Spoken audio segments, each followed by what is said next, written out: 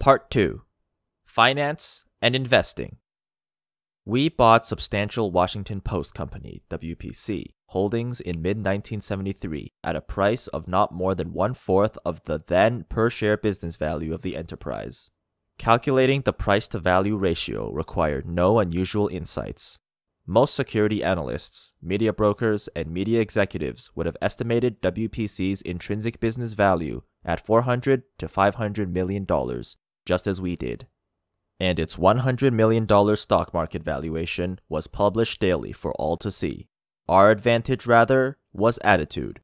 We had learned from Ben Graham that the key to successful investing was the purchase of shares in good businesses when market prices were at a large discount from underlying business value. Most institutional investors in the early 1970s, on the other hand, regarded business value as of only minor relevance when they were deciding the prices at which they would buy or sell. This now seems hard to believe. However, these institutions were then under the spell of academics at prestigious business schools who were preaching a newly fashioned theory. The stock market was totally efficient, and therefore calculations of business value, and even thought itself, were of no importance in investment activities. We are enormously indebted to those academics. What could be more advantageous in an intellectual contest, whether it be bridge, chess, or stock selection, than to have opponents who have been taught that thinking is a waste of energy? A. Farms, real estate, and stock. From 1973 to 1981, the Midwest experienced an explosion in farm prices, caused by a widespread belief that runaway inflation was coming and fueled by the lending policies of small rural banks. Then the bubble burst, bringing price declines of 50% or more that devastated both leveraged farmers and their lenders. 5 times as many Iowa and Nebraska banks failed in that bubble's aftermath than the Great Recession of 2008 to 2009.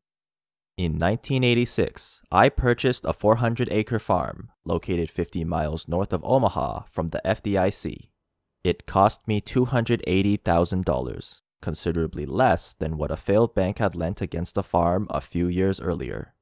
I knew nothing about operating a farm, but I have a son who loves farming, and I learned from him both how many bushels of corn and soybeans the farm would produce and what the operating expenses would be. From these estimates, I calculated the normalized return from the farm to then be about 10%. I also thought it was likely that productivity would improve over time and that crop prices would move higher as well. Both expectations proved out.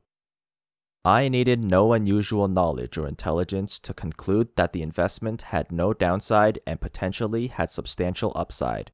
There would, of course, be the occasional bad crop and prices would sometimes disappoint. But so what?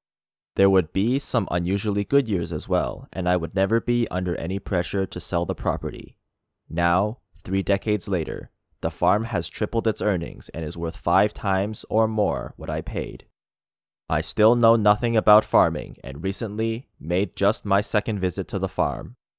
In 1993, I made another small investment. Larry Silverstein, Solomon's landlord when I was the company's CEO, told me about a New York retail property adjacent to NYU that the Resolution Trust Corporation was selling. Again, a bubble had popped, this one involving commercial real estate, and the RTC had been created to dispose of the assets of failed savings institutions whose optimistic lending practices had fueled the folly. Here too, the analysis was simple. As had been the case with the farm, the unleveraged current yield from the property was about 10%, but the property had been undermanaged by the RTC, and its income would increase when several vacant stores were leased. Even more important, the largest tenant, who occupied about 20% of the project space, was paying rent of about $5 per foot, whereas other tenants averaged $70. The expiration of this bargain lease in 9 years was certain to provide a major boost to earnings. The property's location was also superb. NYU wasn't going anywhere. I joined a small group, including Larry and my friend Fred Rose, that purchased the parcel. Fred was an experienced, high-grade real estate investor who, with his family, would manage the property. And manage they did.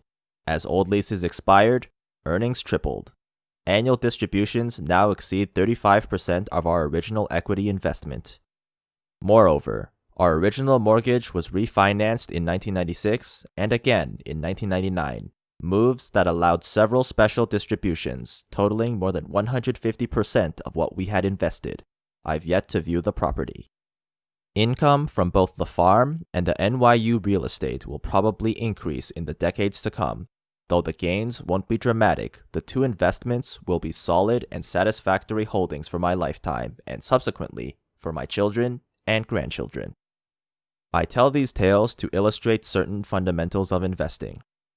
You don't need to be an expert in order to achieve satisfactory investment returns, but if you aren't, you must recognize your limitations and follow a course certain to work reasonably well.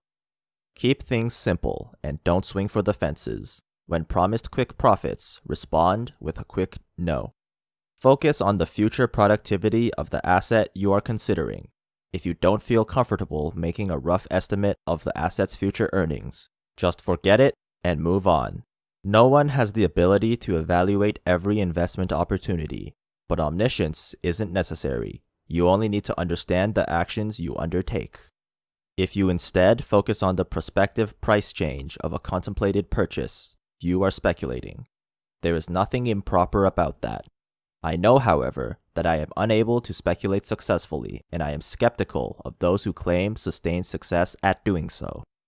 Half of all coin flippers will win their first toss. None of those winners have an expectation of profit if he continues to play the game, and the fact that a given asset has appreciated in the recent past is never a reason to buy it. With my two small investments, I thought only of what the properties would produce and cared not at all about their daily valuations. Games are won by players focused on the playing field, not by those whose eyes are glued to the scoreboard. If you can enjoy Saturdays and Sundays without looking at stock prices, give it a try on weekdays. Forming macro opinions or listening to the macro or market predictions of others is a waste of time. Indeed, it is dangerous because it may blur your vision of the facts that are truly important. When I hear TV commentators glibly opine on what the market will do next, I am reminded of Mickey Mantle's scathing comment. You don't know how easy this game is until you get into that broadcasting booth.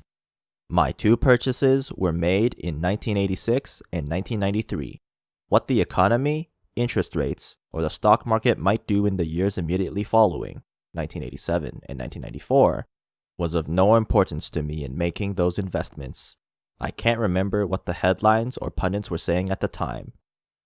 Whatever the chatter, corn would keep growing in Nebraska and students would flock to NYU. There is one major difference between my two small investments and an investment in stocks.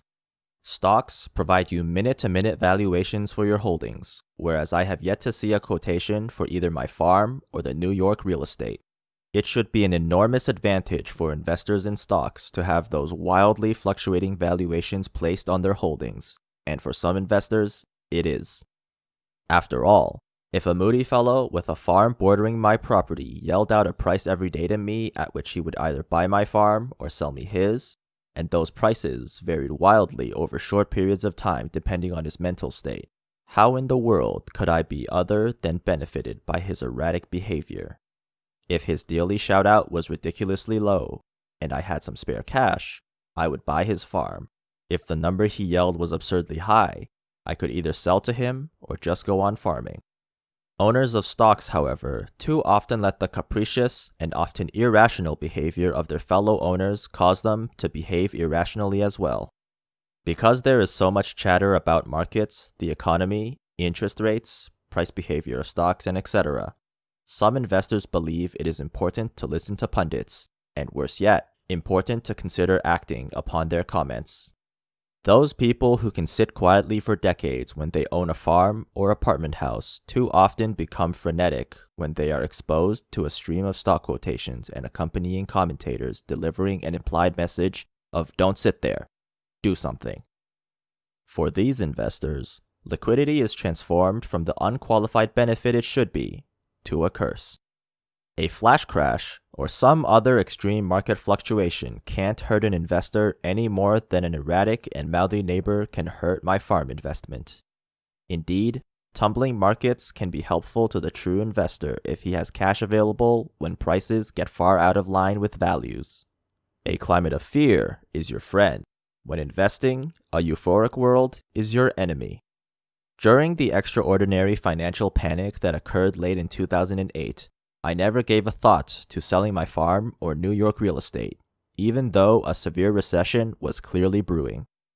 And if I had owned 100% of a solid business with good long-term prospects, it would have been foolish for me to even consider dumping it. So why would I have sold my stock that were small participations in wonderful businesses? True, any one of them might eventually disappoint, but as a group, they were certain to do well. Could anyone really believe the Earth was going to swallow up the incredible productive assets and unlimited human ingenuity existing in America? When Charlie and I buy stocks, which we think of as small portions of businesses, our analysis is very similar to that which we use in buying entire businesses. We first have to decide whether we can sensibly estimate an earnings range for 5 years out or more. If the answer is yes, we will buy the stock or business if it sells at a reasonable price in relation to the bottom boundary of our estimate. If, however, we lack the ability to estimate future earnings, which is usually the case, we simply move on to other prospects. In the 54 years we have worked together, we have never forgone an attractive purchase because of the macro or political environment or the views of other people. In fact, these subjects never come up when we make decisions.